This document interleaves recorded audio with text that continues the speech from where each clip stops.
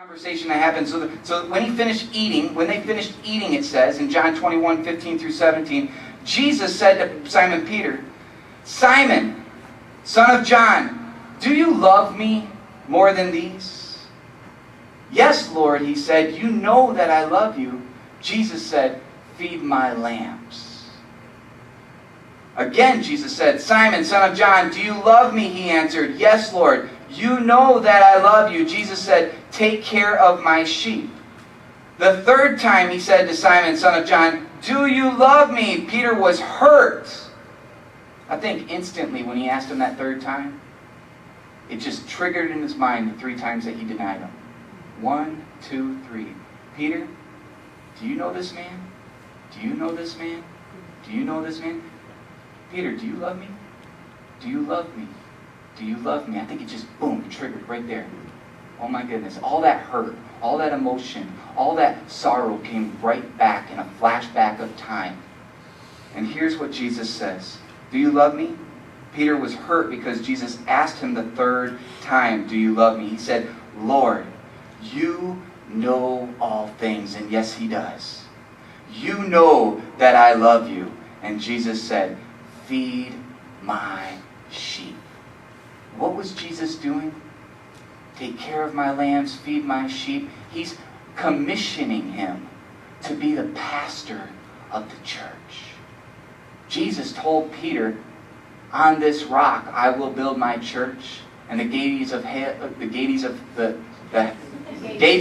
will not prevail," right? He tells Peter, "Listen, on this rock I'm going to build my church." And what he's doing here is he's saying, "Peter, you're going to be the pastor of my church. On this rock, I'm going to build it, and you're going to pastor it. Peter, there's going to be sheep there. I want you to take care of them. Peter, there's going to be lambs there. I want you to go and feed them. Feed them my word. Show them how to live. Show them what I've taught you. Teach them all things." And then he gives them the Great Commission. What he's doing is he's saying, "Peter, I know you've made mistakes. Let go of the guilt. Stop beating yourself up." And he says, "Do you really love me?" "Yes, you know that I love you." "Then let it go, Peter.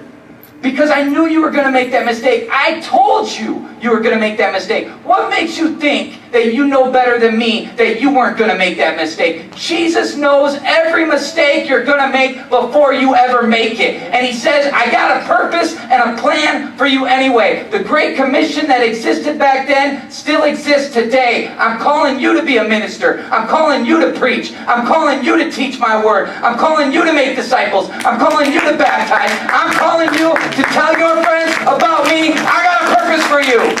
Amen? Amen. Stop holding on to the past and let it go, because he has a purpose for you today. You know a movie that explains this so well? You'll never guess it. I love this movie. I got a clip for you from The Lion King. Here we go. That's not my father. It's just my reflection. No. Look harder.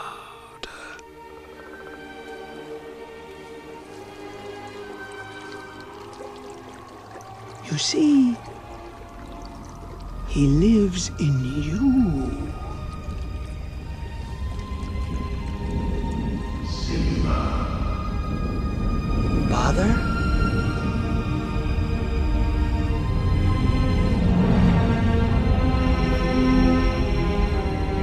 Simba, you have forgotten me. No. How could I? You have forgotten who you are, and so forgotten me. Look inside yourself, Simba. You are more than what you have become.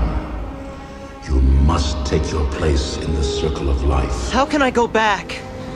I'm not who I used to be. Remember who you are. You are my son, and the one true king. Remember who you are. No! Please! Don't leave me! Remember. Father! Remember. Don't leave me. Remember.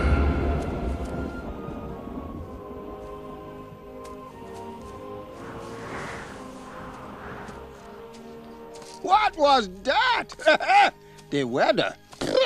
Very peculiar, don't you think? Yeah. Looks like the winds are changing. Change is good. Yeah, but it's not easy. I know what I have to do, but going back means I'll have to face my past. I've been running from it for so long. Ow! Jeez, what was that for? It doesn't matter. It's in the past. Yeah, but it still hurts. Oh, yes, the past can hurt.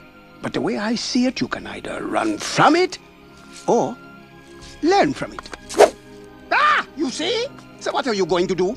First, I'm gonna take your stick. No, not a stick. Hey, where are you going? I'm going back! Good! Go on! Get out of here!